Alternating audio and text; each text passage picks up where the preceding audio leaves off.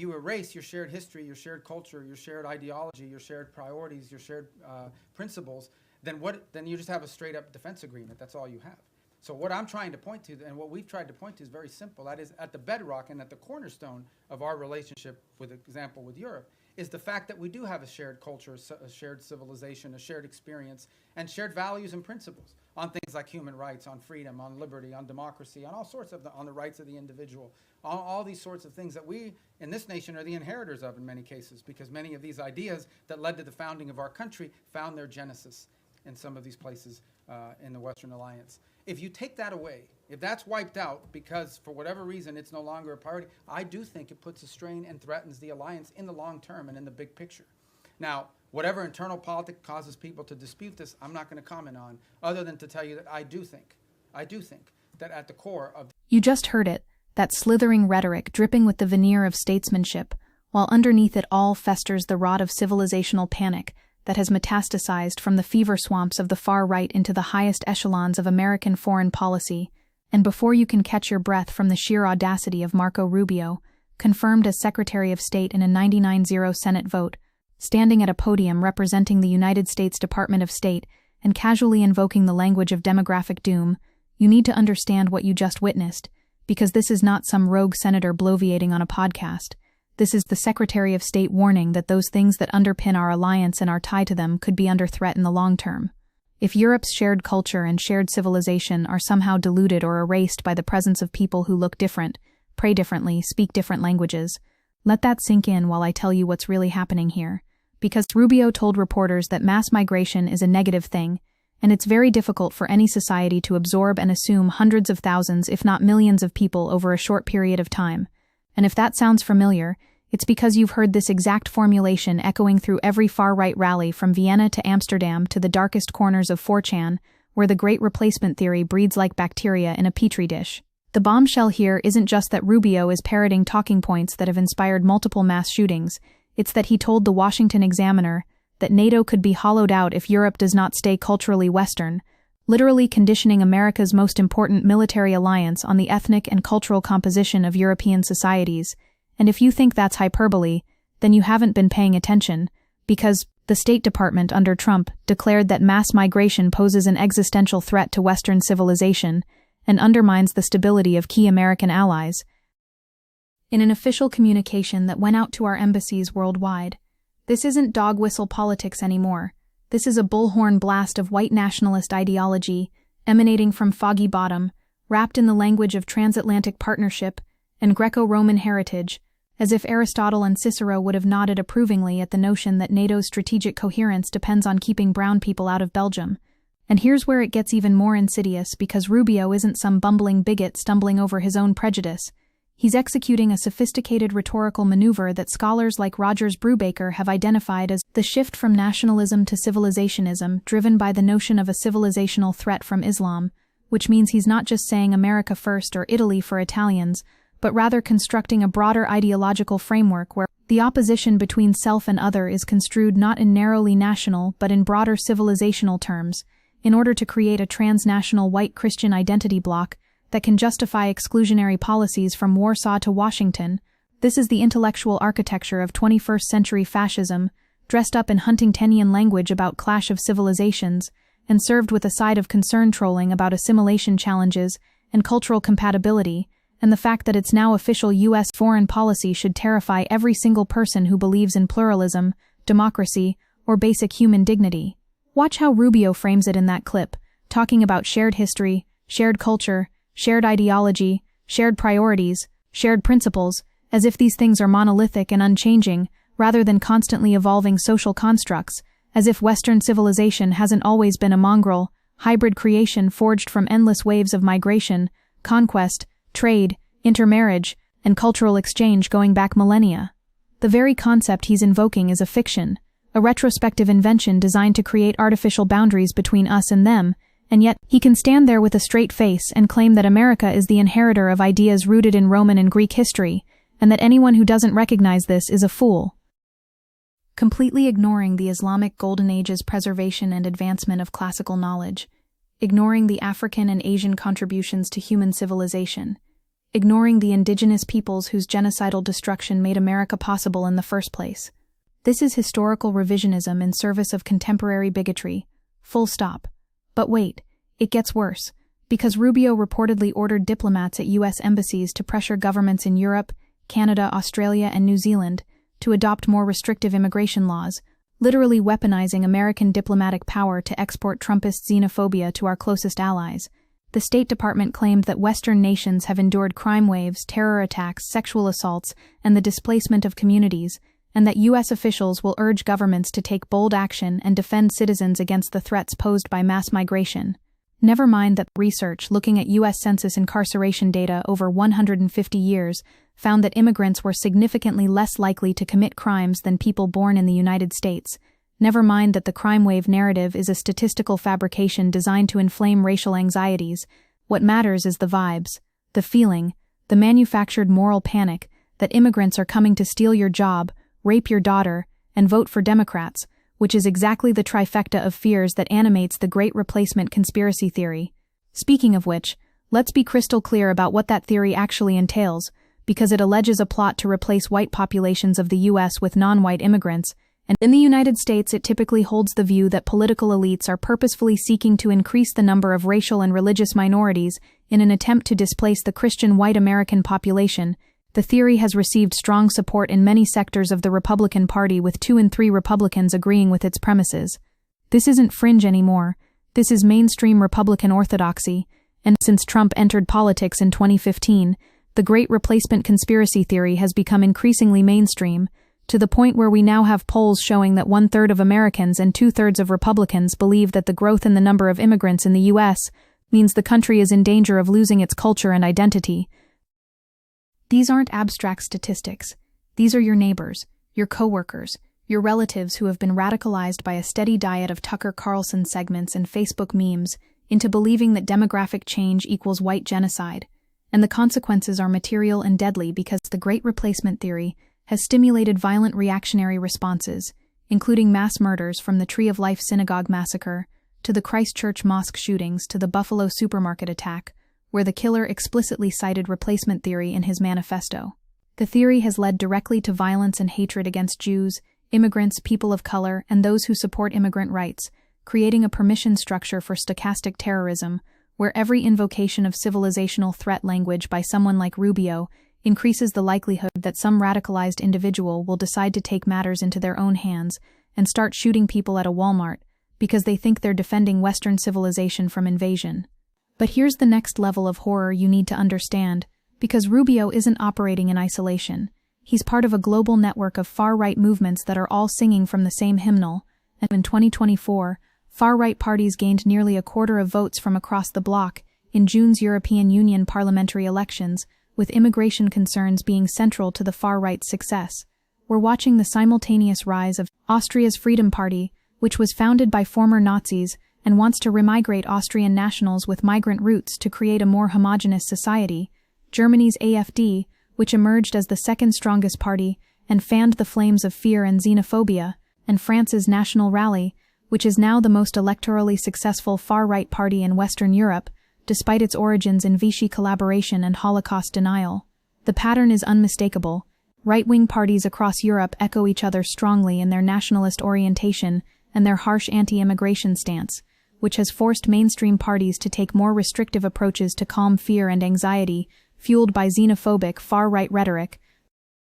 This is the ratchet effect of fascism, where every concession to nativist sentiment drags the entire political spectrum rightward, where center-left parties start talking about integration challenges and controlling borders, and suddenly you've normalized the premise that immigration is inherently problematic, rather than a fundamental human right and an economic necessity. Research shows there is no support for the claim that accommodating radical right positions weakens the radical right electorally, and that by legitimizing a framing that is associated with the radical right, mainstream politicians can end up contributing to its success, which means that every time Joe Biden or Kamala Harris talks tough on the border, or every time a European Social Democrat proposes stricter asylum rules, they're actually strengthening the far right by validating its core assumptions. And this brings us back to Rubio standing at that podium, essentially threatening Europe that America will reconsider NATO unless they keep their countries white, which is such a breathtaking corruption of the post-World War II international order that it's hard to fully process.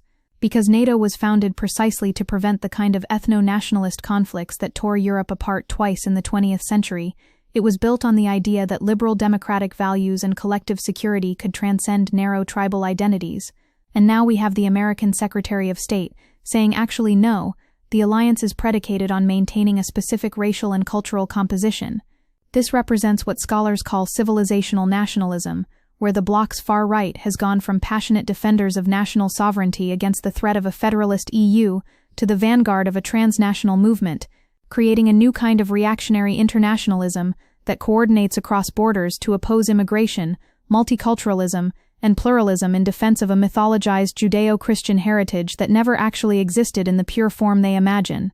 The historical irony is so thick you could cut it with a knife, because these people who claim to defend Western values are rejecting the Enlightenment principles that actually define the West at its best: the commitment to universal human rights, the belief in equality before the law, the conviction that people should be judged by their character and actions rather than their ethnicity or religion. Italy's Giorgia Meloni explicitly speaks of defending Western civilization, the pillars of which she defines as Greek philosophy, Roman law, and Christian humanism, while simultaneously embracing authoritarian governance, undermining judicial independence, and demonizing refugees fleeing war and persecution, as if Socrates and Marcus Aurelius would have nodded along while she sends naval vessels to intercept migrant boats in the Mediterranean. And the intellectual genealogy of this rhetoric matters enormously, because Rubio and his fellow travelers aren't inventing this stuff out of whole cloth. They're drawing on decades of work by far-right theorists who have been developing this framework in anticipation of exactly this moment. The shift to civilization has given rise to an identitarian Christianism, a secularist posture, a philo-Semitic stance, and an ostensibly liberal defense of gender equality, gay rights, and freedom of speech, which is why you see someone like Geert Wilders in the Netherlands claiming to defend women's rights and LGBTQ+ against the supposedly backward Muslims, as if his party hasn't spent years opposing feminist policies and attacking LGBTQ+ rights domestically. This is weaponized progressivism, the cynical appropriation of liberal values for illiberal ends, and it's devastatingly effective because it allows right-wing populists to claim they're the real defenders of Enlightenment values while actually undermining them at every turn. The academic term for this is selectively instrumentalizing gender equality rhetoric, portraying it as a tool to protect Native women from perceived immigrant threats, while simultaneously upholding conservative gender roles and opposing feminist agendas domestically. And it's happening across the Western world from Stockholm to Sydney. The far right performs best where migrants are barely seen, the countryside and provincial towns, and most of Eastern Europe, rather than in diverse cosmopolitan cities, which tells you everything you need to know about whether this is actually about lived experience with immigration, or rather about manufactured fear and racial anxiety deliberately cultivated by political entrepreneurs who benefit from keeping people scared and angry. Here's what makes Rubio's version particularly insidious, though, because he's not some crude demagogue ranting about blood and soil. He's packaging this as sophisticated foreign policy analysis, as a thoughtful consideration of alliance dynamics and strategic partnerships, complete with references to shared democratic principles and human rights commitments. And he claims if you erase your shared history, your shared cultures, your shared ideology, your shared priorities, your shared principles, then you just have a straight-up defense agreement, as if NATO is currently held together by some mystical bond of whiteness, rather than by concrete security interests, institutional mechanisms, and treaty obligations. The implication is that brown and Muslim people living in Europe somehow weaken the alliance's cohesion, that diversity is a strategic liability rather than a source of strength, that the only way to maintain Western solidarity is through ethnic and cultural homogeneity. This is eliminationist rhetoric dressed up as geopolitical analysis, and it's being deployed at the precise moment when demographic projections estimate that by 2050, Muslims might constitute up to 14% of Europe's population, which is exactly what the far-right parties don't want, creating a sense of demographic urgency that justifies increasingly extreme measures. The language of civilizational erasure that Rubio uses isn't neutral description, it's an active framing that treats human beings as threats, that positions immigration as a form of warfare, that suggests the mere presence of different cultures constitutes an existential attack on our way of life, requiring defensive measures up to and including the complete cessation of refugee resettlement and mass deportations of people who have lived in Western countries for generations. And we need to connect this to the broader project of Trumpism, because Rubio called China the most potent and dangerous near-peer adversary this nation has ever confronted during his confirmation hearing, framing everything through this lens of civilizational competition, where scholars have noted since the 1990s speculation about whether states would reorganize into civilizational blocs in a kind of neo-Huntingtonian worldview.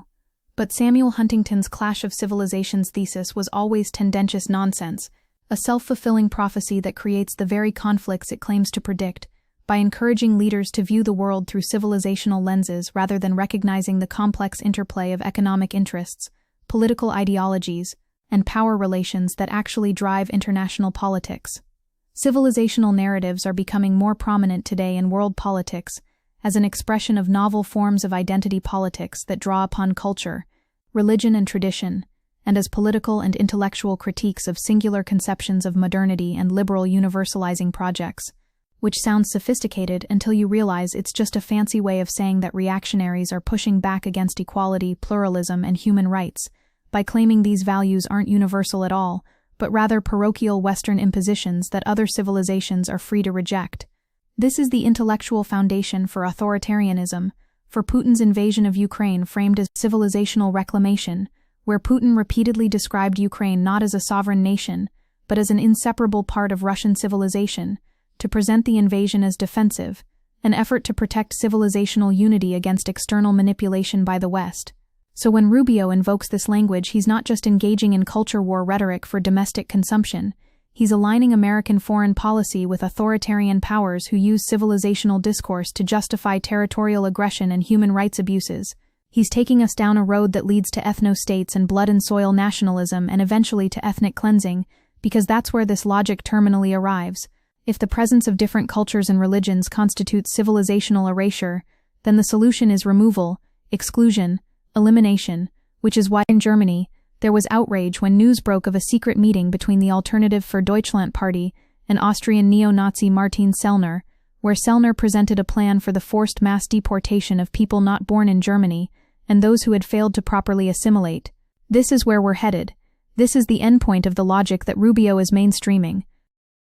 But let's not pretend this is unprecedented, because America has always had this tension between its universalist creed, enshrined in the Declaration of Independence, and its particularist practice rooted in white supremacy, from the Chinese Exclusion Act, to the Immigration Act of 1924, to Operation Wetback, to the Muslim ban. We've repeatedly defined citizenship and belonging in racial and religious terms, while claiming to be a nation of immigrants and a beacon of freedom. The Great Replacement theory dates to the late 19th century, when upper-class Americans began to fear the arrival of what they considered inferior Catholic and Jewish immigrants from Eastern and Southern Europe, and old-stock Yankees were convinced that Anglo-Saxon traditions, peoples, and culture were being drowned in a flood of racially inferior foreigners, so the nativism that Rubio represents isn't new, it's just found new targets and new rhetorical strategies in the 21st century. What's changed is the degree to which these ideas have penetrated the highest levels of government and become official state policy rather than remaining the province of fringe movements and marginal politicians,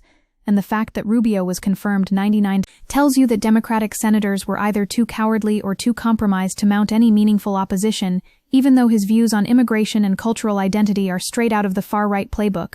This is a catastrophic failure of liberal resistance, a complete collapse of the center's ability to hold against fascist creep, and it should be a 5-alarm fire for anyone who cares about preserving pluralistic democracy, because once you accept the premise that NATO's coherence depends on ethnic composition, you've already lost the ideological war. The material consequences of this shift are already visible, because Germany's Chancellor Scholz reintroduced checks at all Germany's land border crossings, which fly in the face of one of the European Union's proudest achievements, borderless travel across the entire bloc, and mainstream parties across Europe are toughening treatment of foreign migrants in ways that threaten the continent's cohesion, cooperation, and future growth.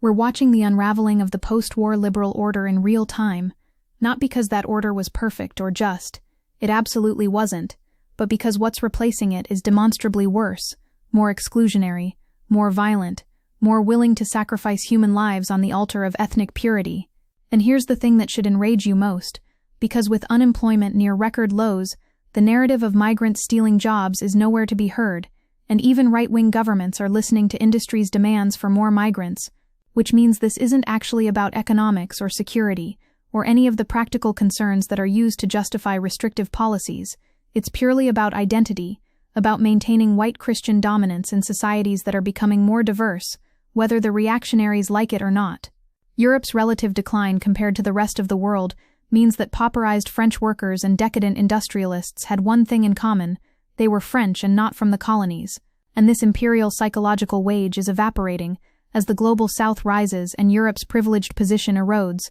This is what's really driving the far-right surge, the terror of losing status, the panic of becoming just another region in a multipolar world rather than the undisputed center of civilization. And leaders like Rubio are channeling that panic into policies that scapegoat the most vulnerable, while doing nothing to address the actual challenges of late capitalism, climate catastrophe, and democratic erosion. The rise of far-right parties reveals a public economic, political, and cultural insecurity, but adopting anti-immigration positions and acting on nationalism is counterproductive and dangerous because it ignores long-term economic prospects, particularly given that aging European populations desperately need immigration to maintain their social welfare systems and economic growth.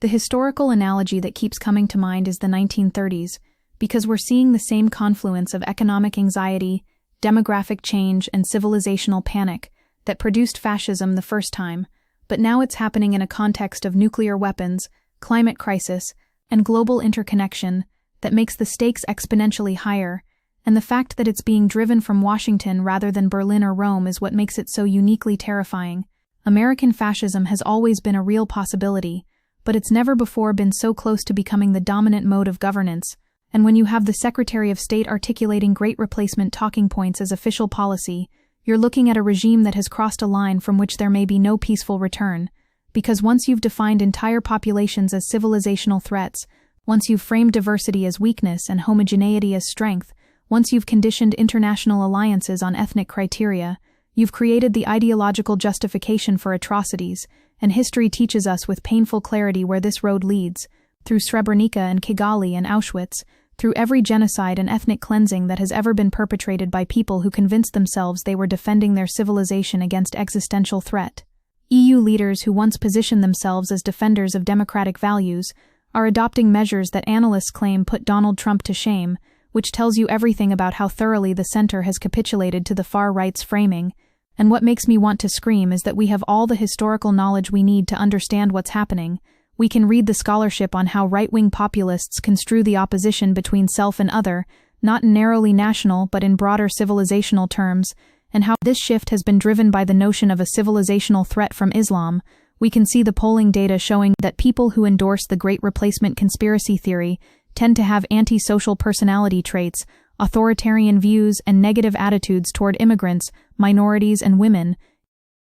We have every tool we need to diagnose this as fascism in real time, and yet the response from liberal institutions has been pathetically inadequate. From media outlets both siding the issue to Democratic politicians trying to outflank Republicans from the right on immigration to civil society organizations, issuing strongly worded statements while the machinery of ethnic nationalism grinds forward. The question facing us now is whether there's any meaningful resistance possible at this stage, or whether we've already passed the point of no return, whether the institutional damage is so severe, and the ideological capture so complete that liberal democracy as we've known it is effectively over in the West, replaced by something that retains the formal trappings of electoral politics while operating according to authoritarian and ethno-nationalist principles. Replacement theory has penetrated a much more mainstream portion of American society in recent years, with 1 in 3 American adults now believing some version of it, which represents a massive shift in public consciousness that won't be easily reversed through better messaging or more fact-checking. What we need is a fundamental re-articulation of what the West stands for, a reclamation of Enlightenment universalism against particularist reaction,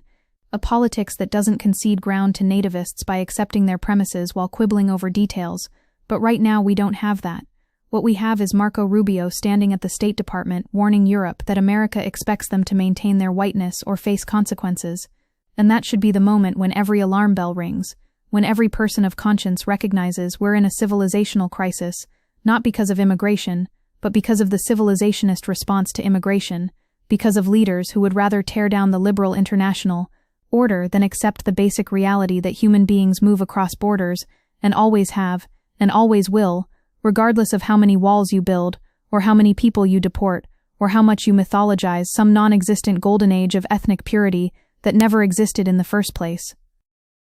This is the fight of our generation, and we're losing badly because too many people still think this is normal politics, still think we can vote our way out through existing institutions, still think that exposing the fascists' rhetoric as racist will somehow delegitimize them when in fact racism is the point, exclusion is the point, the cruelty is the point. And until we develop a politics capable of confronting that reality head-on, rather than hoping it will go away if we just ignore it hard enough, we're going to keep sliding toward the abyss, and when we get there, and people ask how it happened, we'll have to admit, we watched Marco Rubio articulate the principles of ethnic nationalism as American foreign policy, and did nothing to stop him because we couldn't believe it was really happening, because we convinced ourselves it couldn't happen here, except it is happening here, it's happening right now, and there's no time left for denial or gradualism or incremental reform. There's only the question of whether we fight back with everything we have, or whether we accept that the project of pluralistic democracy has failed, and brace ourselves for whatever comes next in the wreckage.